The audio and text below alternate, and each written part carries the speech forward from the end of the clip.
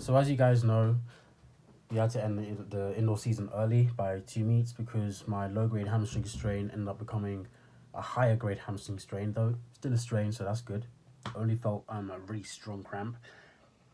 But now that we're there, it's time to recap the indoor season, and we're going to split this video into 2 parts. The first part is me talking to you guys about how everything went stats wise, which is why I have this paper in my hands to begin with. And then the second part of the video is going to be Christabel answering just about 10 questions on how my season went in an interview style setting outside. So let's start with the first part of the video, which is just the stats. So we had 11 meets. 2 of these we didn't end up attending or DNSing in.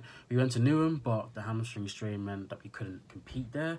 And then we completely skipped BOTTA indoors for the 100, which actually happened as we were recording of this video yesterday because of the injury. Though I probably could have competed there, but what we could have done is up for the speculation, and there's no point in speculating. Let's get outdoors and find out what we can actually do. And then the goals was a sub 7 and a sub 23 in the 60 and 200 respectively. We are doing 699 and 2275. We did a 2298 at the start of the season on the 30th of November at Luca in the finals. So we broke 23 the first race in for the 200. Then it took 4 more meets, I believe, at the Slan, where we did 699 with a low grade hamstring strain to finally achieve both of the goals. So they're officially ticked off. Then we did 16 60-meter races, though we were supposed to do 18, and then no 100-meter races, though we were supposed to do 2, and we did 5 out of 5 200-meter races. So there was not a single 200-meter race that I was supposed to do that I didn't get to do. We somehow managed to do all of those. Then the fastest 60 time, obviously, is 699, with the slowest one being what I did at SEAA with a 733. And then the fastest 200 time was 2275, which we did at Bucks, whilst the slowest being what I used to qualify to the finals at Luca, 2342. Every single one of the 200-meter races, interestingly enough, was a PB, whilst for the 60 it was a bit more wishy-washy. We went 2342, 2298, 2284, 2275, and then we finally ran another 23, unfortunately. But before that, 4 races back to back PBs. It was great.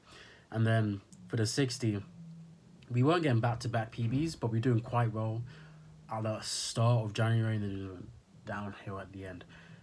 That's just what happens when you compete a lot, but you take it on the chin. There's not much you can really do. I'm not too fussed about that, but these things happen. We know what not to do for outdoors, especially considering that we only had about 3-4 months of competing for indoors, but we're going to have like 5 or 6 months for outdoors. So something like this won't happen, especially considering there's more championship meets to actually be peaking for. Then my season averages for the 60, it was 717, which was my old PB last year for a bit, $4, which is interesting because my season average, even with all of these times, doesn't differ that far from my top 10 60-meter times of all time. So the average for that is about 611, 612. So we're falling a bit behind, but considering the fact that we're falling behind not by much with the hamstring strain, is I'll take that. That's something good. Then for the 200 is 2301. That's really just because most of my 200-meter times, actually all of my 200-meter times, if they were 22, they were 22 high, and if they were 23, they were either qualifying times or I was unfortunate. Like the last 200-meter time around 23:08, I was in lane 1. I couldn't do it. I couldn't do what I did at Luca again. And then for the 23:42, that was just me qualifying, and I was getting just a feel for the 200-meter track for the first time at Lee Valley after a year. So it was always going to not be very good. And I've noticed I perform much better in lane 5 than I do in lane 6, which is where I'm not being put in. And then for medals, we got 2 silver, 1 bronze. The first silver was at the 200 meters at Luca. The second silver was in the 4x2 relay at Luca. And the bronze was in the 60, where I ran my, at the time, 60 meters PB of 704. Then the final part of this video is the champ meets. So we were supposed to go to 5, those being in order: Luca, and then SCAA's, Bucks, British champs, then counties. So we was actually supposed to have a bit more meets because counties, as of recording of this video, is supposed to happen a week or two from now. So we only went to three. Reason being, British champs, we missed the standards for that by a decently large amount. Uh, Purely because we was injured, I'd say. And then for counties, that was a strategic move from my part not to compete because yeah, I could go to counties, but I already know my body always needs about a month off from competition just to reset so you can get ready for outdoors. Counties is in the middle of March, which is first off the first bad thing about that. And the second thing is the hamstring strain. So both of those added together just made it clear me going to counties wouldn't be worth it. Sure, could I get a medal? Yeah, 100%. I'd probably get a medal. But would it be a medal I'd be proud of? No, because I know what I can do. Realistically, if I was healthy, we wouldn't have run a 699. We would have gone faster than that.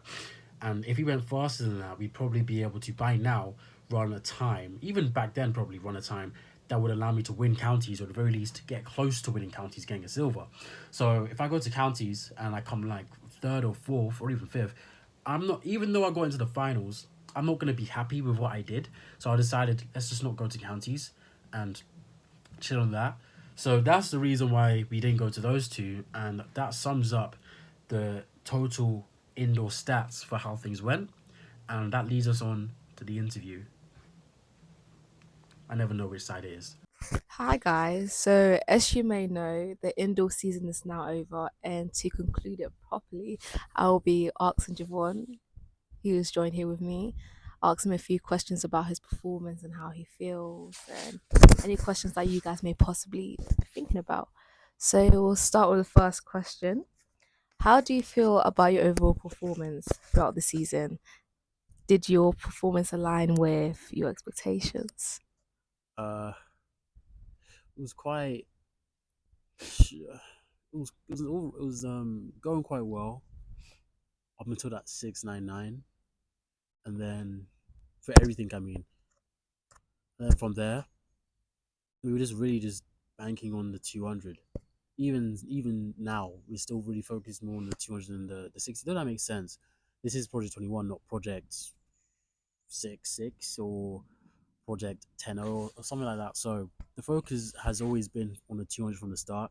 But I was originally planning to easily run a sub 23 time, which we did multiple times, and then do my best to break seven by as much as possible and keep going. But some things just don't work out the way you want them to, so you just take how they come really. But as I've said before, indoors is just a bit of fun. Outdoors is where it really happens. So you spoke about your 200 meters. Yeah. Um, Looking at your performance of the 200 meters, uh, we've seen that you've improved from 23.42, which you achieved on November 30th, correct me if I'm wrong, to 22.75, which you did on February 15. So do you feel that that's to do with your endurance or top and speed? Like, do you think any of it played a key factor or key role in your improvement? I feel like it was a combination of me getting faster holistically as well as me improving how I could run a 200 because we've already seen what I can do in a 699, and I wouldn't even say that time has translated over to my 200 yet, considering I'm still injured.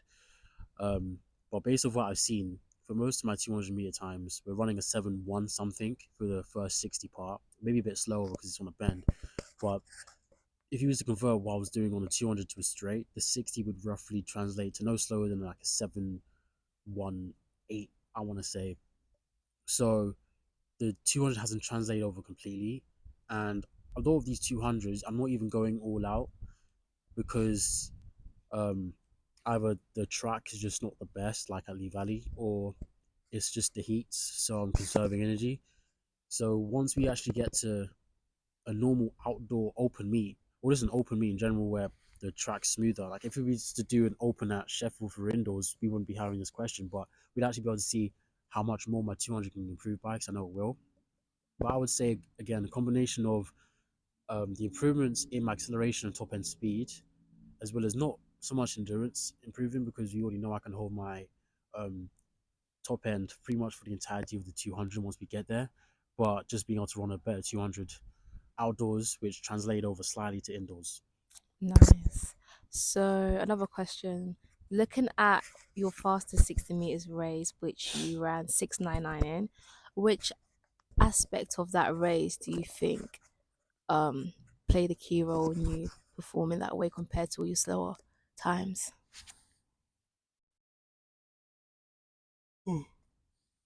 So that 699 was like a blur. It kind of felt like a dream, like it never really happened. If you told me it never really happened, I'd sort of believe you because the whole day just didn't. It went too perfect in a sense. Like when you look back at how I was running in the um, you would see that the way I was coming out the blocks was very different from how I normally come out of blocks, which is something that I was already practicing to begin with, so that's not too shocking. And we've stayed consistent with that since. But the way my legs were turning, well, not really spinning, but just like changing, the way I was switching was really quick compared to how I was switching literally just 1 meet ago at the same location just 2 days ago. So it was almost like I was possessed. Like it wasn't even me running that 699, but someone else. And then when I actually went to run it, I was the slowest person in the field, I believe. If not, I was the second slowest. So when I actually ran the race, I was more, I felt more like I was spectating than I was actually running. Like I was in my head, I was just like, if I'm gonna let these guys beat me, I'm gonna make sure that they beat the best version of me. So if anyone underperforms on the day and they underperform below what I end up doing, well, what I know I can do, which is obviously at the time my PB was 704, they are going to lose to me. And I proved that to be true, but I didn't really feel anything. I can't give a description of how I felt in the race, and what really doesn't help is the angle that I had the footage over just face on, so I can't really give much. But I did, from looking at the footage, you can see that there wasn't much aggression for the transition, which I've been working on, trying to fix. So once we get out of early acceleration, there's not much going on, and then I'm kind of just really relaxed and just passive. I'm not really attacking the ground. We're just going through the phases necessary to get me to the finish line. I wasn't really trying to push beyond anything to try and really catch anyone. This was like once I get out of the blocks, we'll let the rest of the race take care of itself. And it's kind of like a blank. I ended up 20 meters into the race, then 40 meters into the race, then I finished the race. So I can't really give a difference between what happened in the 699 compared to other races, other than the start, which I even have recorded of just how my legs were just turning over compared to the rest. Because I have the stats, and it's clear to see that my turnover was the highest it's been in any of my 60 races. Probably, I think up and other than my maybe that 749 race I did for the first 60 I did, but the stride length is about the same. Right, okay. So looking at your 60 meters performances, did you notice any struggle, had anything you're struggling with, like for example, your start, your acceleration, or your top speed phase? Uh, the thing I really struggled with tends to be early acceleration and the transition. Early acceleration, we've kind of got down a bit better. So for the entirety of my indoor season, the focus has been mainly on the middle. I can transition from early acceleration to top end speed smoothly now, but the real focus wasn't trying to make my acceleration more smooth, but making it more aggressive because I'm very aggressive applying force behind me to get out of early acceleration.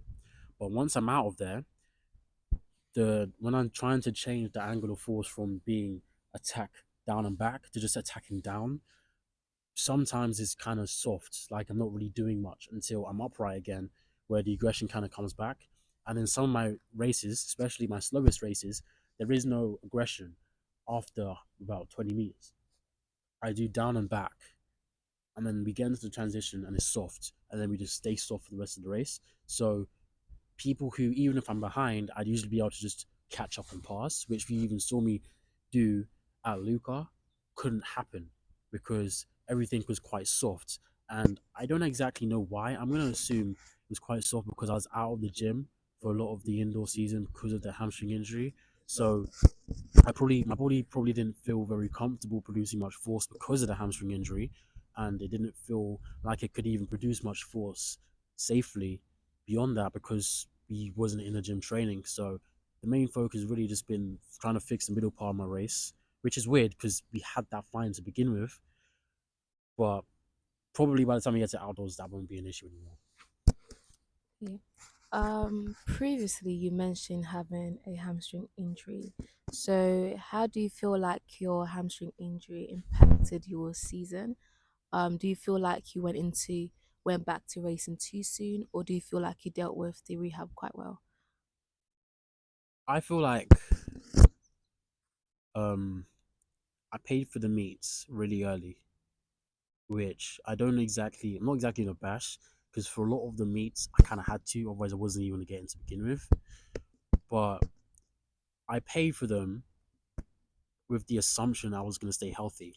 But I should have Mm-hmm. had the mindset of uh, just really just negativity in that regard. Not so much saying, okay, you're going to get injured, Jevon, because I already had it in my mind. I'm probably going to get injured for indoors at some point, but I didn't expect to get injured competing. Usually I get injured just doing something normal, like walking down the stairs. So the fact that it took me competition to injure me was a shock. So I wasn't really expecting that because I was just thinking we're doing quite well, and then I got injured in January. But I'm not too fussed about that part. Did I rehab well? I would say I did. I paid money to go see a physio. They gave me a lot of stuff to do, which I did, but I still got injured. And I say mostly because I paid for the competitions, and I felt like it'd be a waste not to go to the competitions. If I was to do it all over again, I would say it would have been a waste to go, but I'd make sure I don't skip certain meets. I'm not gonna be talking about like skipping meets where I know I did well, but talking about not like skipping meets where I know I did bad, sorry, but skipping meets where I did a 200 as well, because most of my meets were just 60s. So me skipping one or two, or even all my 60s up until a certain point, wouldn't have hindered me by that much. But me skipping the 200 would have been quite big, considering the fact that I only had five of those in the entire season. By the time I got injured, I was still expecting at least four more to be coming up. So I probably would have gone to all the championship meets and I would have gone to all the meets where I had a 200. So we still probably would have had that 733 from SCAA, but it could have been a 7-2 if my body was given more time to heal up because every single meet was pretty much um, in every is pretty much just a fortnight. So I'd have a 2 week gap and then I'd have two meets in the week. So we didn't really get much break. If it was just one meet every 2 weeks, it probably would have been a bit better for my body compared to the two meets, but the two meets really made it so that all of the healing we had during the previous 2 weeks ended up being voided. So looking back, I would probably make it so that I go to all the championship meets that I could go to, and I went to all of the meets where I was doing a 200 because we didn't have many of those to begin with. Okay, nice. So I'm sure many of us have seen Javon competing a lot. Keep the mic close. So we've seen you competing a lot. So with all those races that you've had back to back, would you say you dealt with recovery and fatigue? For recovery and fatigue, you guys have seen in my videos what I do most of the time, but I'll quickly go over it. So I have cold gel, deep heat, my leg massager, my massage gun, and the tried and tested method of sleep and stretching. So I did all of those. I won't lie, the sleep one we could have done way better than we did, but after pretty much like not even after a meet, like during the meets, I'd be putting on DP or cold gel as the situation called for it. I would always be stretching before the end of all my meets. Very rare if I didn't, and if I didn't, I'd have had my leg massager on for a bit, or maybe I'd go home, get into a hot shower, and then I'd stretch after there. So I made sure that no matter what circumstances I was in, whether I had to go home, I had to leave the meet early because I needed to catch a coach, or any of those, my recovery was on point. And for training, because that's also part of recovery, it was similar as well. If I needed to, if I had a meet, I would skip training sometimes if my body wasn't ready, and along with that, if an intense training session, or even if I didn't, I made sure to stretch at the end of it, no matter what I was doing. If even if it meant that I'd end up going to bed at 10 when I really want to be asleep at 8 or 9, I would make sure I stretched, even if it meant I'd take longer to get home. I never really neglected that. Okay. So, what was the most valuable lesson you'd say you learned from this season? In what respect? In terms of everything, because we know that things didn't exactly go as planned, from having injuries to, all these competitions that we've seen you having. Um, like, did anything in particular stick out to you, or do you feel like anything could have been done better, or like, no? I feel like things could have been done better, but with what I knew at the time, I did things pretty much to the best degree I could have. Some things could have been done better even still, but I chose the choices that I chose to make sure that this wouldn't happen for outdoors. So I'd probably say the biggest lesson I learned was probably down to scheduling. I spent, I believe, £154 indoors on just meats alone, and that could have been probably halved cost wise, if not maybe a bit higher than that. Which you guys help fund, by the way. But for outdoors, one meet after April, so from May onwards, one meet is free because of my club membership. So that's going to reduce the costs already, and pretty much every no, every month, other than August, if I don't qualify for British champs, we are going to be having a championship meet. So I'm not even going to be able to pull up such a high volume as I did in indoors, even if I wanted to, because I need to make all of the meets in each month revolve around at least one championship meet I'm going to have in the month. And for April, there is none. But the meet I'm going to be having in April, BFTTA Outdoors, is going to be the first thing to get some rust off to help me for the next meet, which would be Bucks, pretty much at the start of May. So every single month, I have a championship meet that I need to be in peak shape for. And unlike with indoors, where there isn't much championship meets, and the ones that there are, they're usually just pushed to the back of the season, every month there's something that I could be trying to strive to get a gold medal in.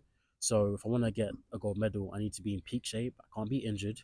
And to do that, I need to make sure my training is on point, whether that's in the gym or on the track, and I'm not competing too much so that I run a really fast time one place and then I go to the championship meet and run slow, or I get injured running a really bad time because I wasn't supposed to even be at a competition, and then ended up having to miss a championship meet where I probably could have done quite well.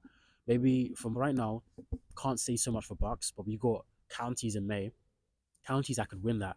But if I end up getting injured again in between now and counties, which is the 11th and 12th of May, then was the meet really worth it if it meant that I missed out on that? Though county's not a big meet, but if we're talking more bigger meets like nationals, which would be in July, you can start to see how me competing a lot would be a big deal. So just to tone down everything so we can do well will be the big focus for outdoors. Nice. So, the fastest time that you ran this season was 6:99. Do you think you feel more confident going into next season in the future to run 6:6 in the 60, or do you feel that there's a bit more improvement that's needed, or there could be anything they could do differently? I feel like every single, because I control my gym training, and the gym training is really what allows you to run a faster 60. As long as you can have your sprint technique on lock, even if you don't have it on lock, you can still run a really fast 60. So I've already got what I'm going to be doing for next season ready. I just need to find a gym to do that stuff because a lot of these gyms don't really like it when you do Olympic lifting. So if I can find a good gym that would allow me to do what I need to do, I already have a training plan that I believe is not only gonna revamp my body. I'm probably not gonna look very similar to how I do now, but maybe running 6'6" won't happen.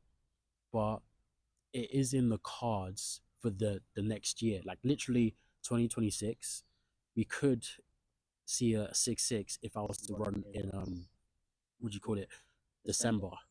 And if we do see a 6-6 in the next season, it would probably be at counties at March, or around February. I tend to run really fast when I'm under a heavy load, so we'll have to see how things go in that regard. But I believe 6-6 may have to wait one more season after the next, but 6-7 or even high 6-8 should be right there.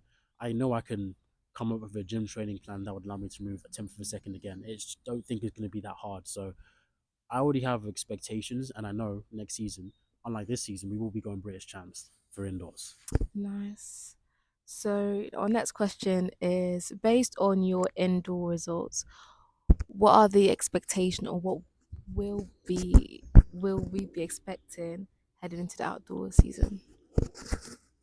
So there's two expectations that are, or there's two potential realities that could occur for outdoors. The first one is the most likely one, which is we open up running 11-1, roughly 11-1 to like 10-9. We're still injured. We're not running anywhere close to as fast as I should be able to. But as the season goes on, we get faster and faster and faster, and we manage to break through in our times around July, August. Whether that's before nationals, I can't say for certain, but around July, August would be roughly where we see my best times, like we always do. And then second reality is we get to be a TTA or Bucks, and we are fully recovered, fully healthy, and not just that, but our speed is back to 100%. So running a 699 in the 60 isn't a challenge anymore. So when we actually go to run the 100-meter time, we're expecting low six, no, not low six, low 10-8s, maybe even 10-7s for what we end up doing in the 100, which we could only imagine what that's going to mean for the two, because the two's gone so well so far. And again, we only run faster by the time we get to the end of the season. So once we get to July, August, we could see me achieve maybe half of what I want to get done for Brother 21 for the 100, which would be 10.4. Maybe if we don't, we could see a 10.5 around there. But it all just comes, for this one, that all comes down to perfection from right now up until the end of the season, really, which is really hard to do because there's no such thing as a perfect season, especially considering how the indoors went. I would say we got lucky with breaking 7, considering the fact that the hamstring strain was probably already on its way to me.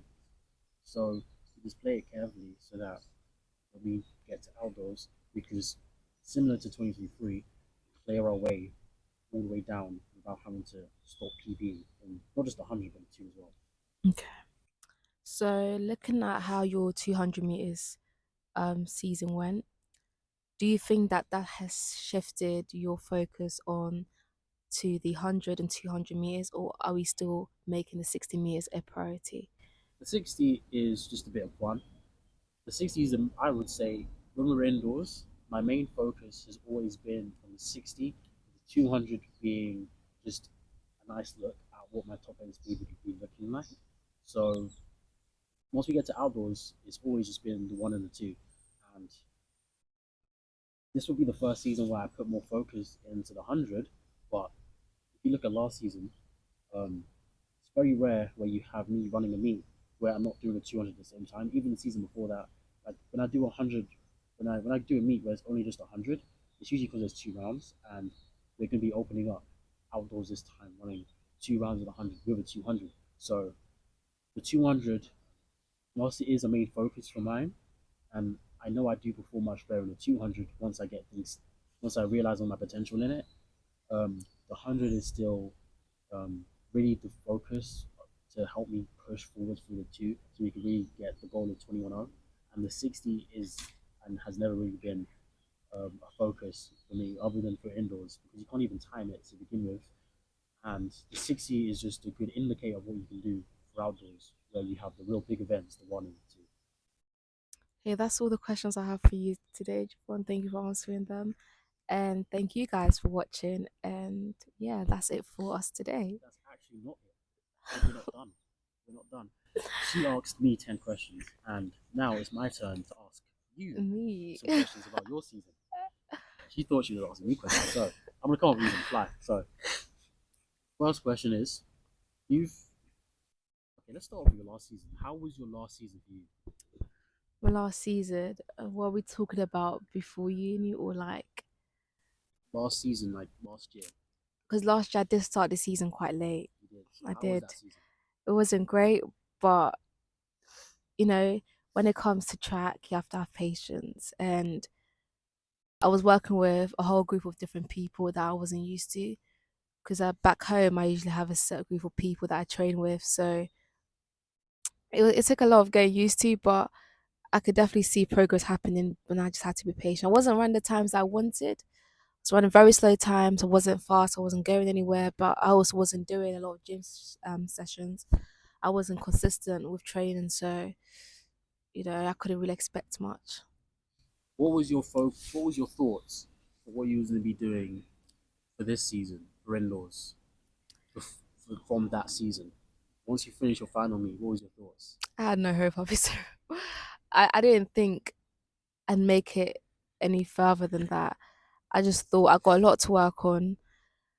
My coach has told me that my technique is so bad. Um, and I'm not like at To that be honest, I'm not time. sure if these mics are on anymore. They might have died. So I have to speak louder. I'm not sure when these died because it doesn't look like it's on, but I think it's dead. I'm gonna keep speaking into it and speak a bit louder. Yeah, but yeah, at that moment, I thought like it would take something magical to really shift my times because I was just that slow and my technique was really that bad and there was no saving me. Like I just thought was it, you know.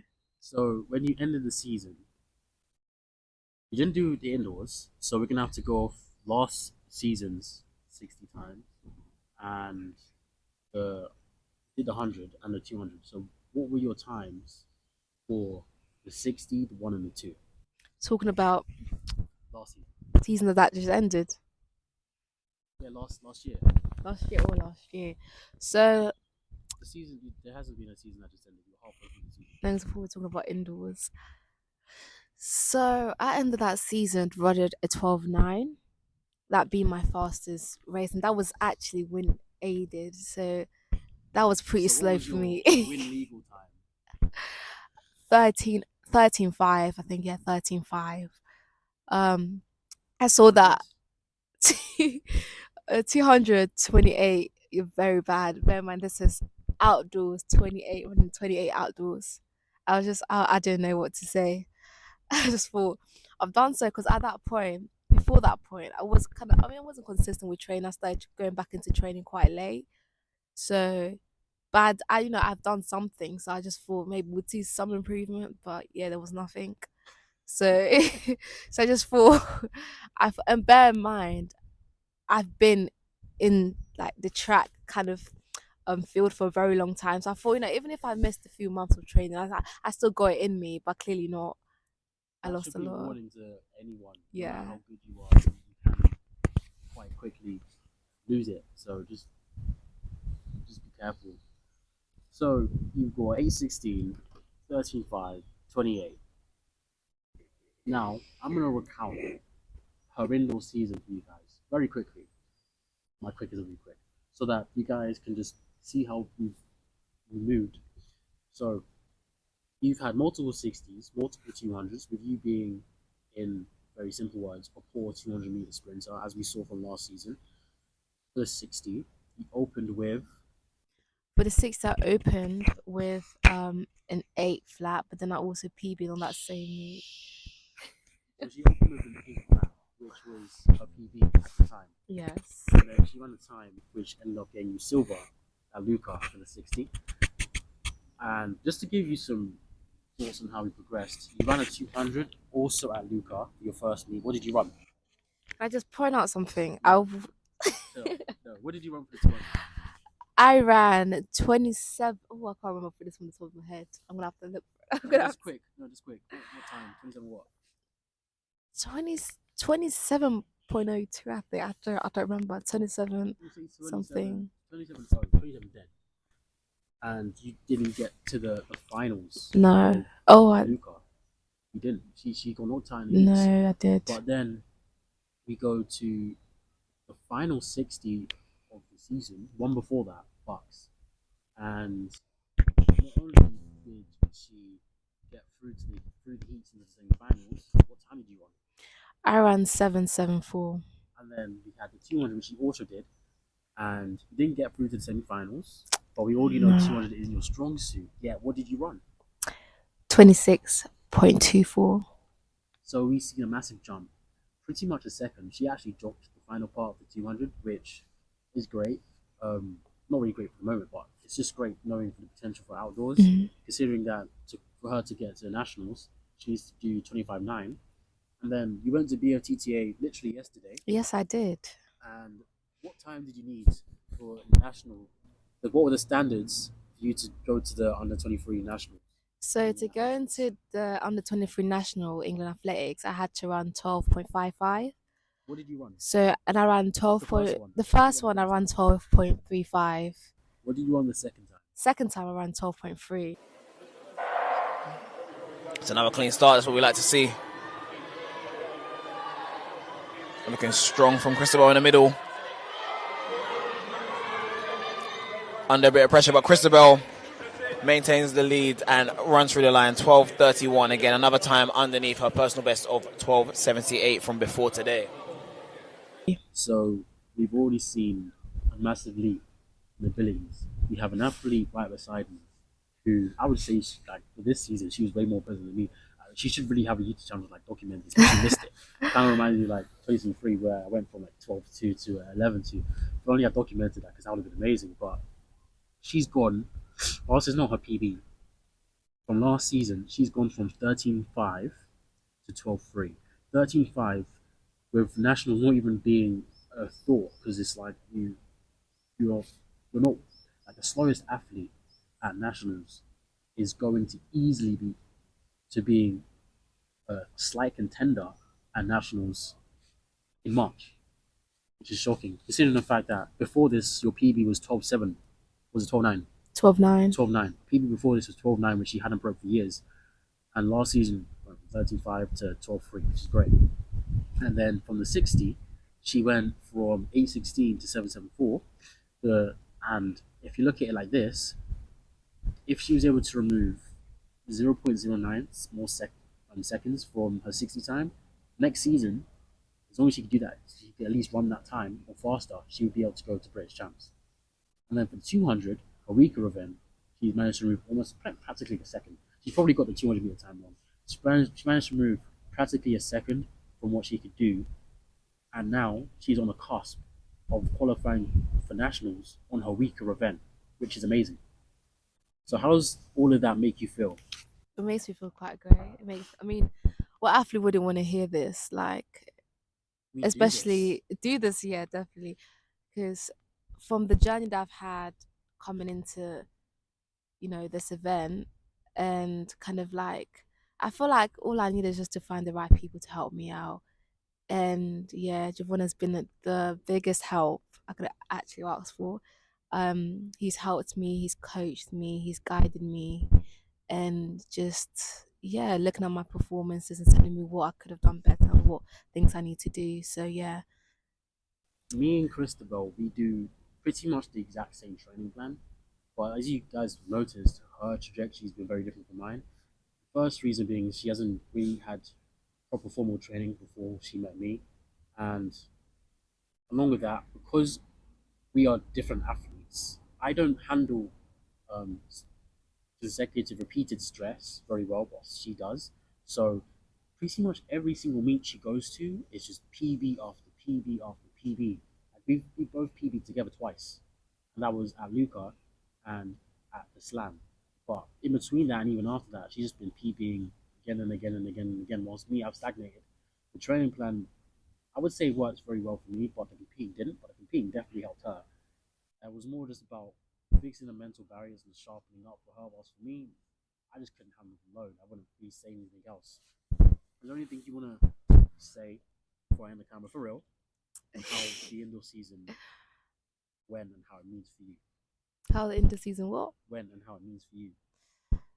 Obviously, I didn't. The end result, I didn't get where I wanted, so I did want to go to British Champs just for the experience.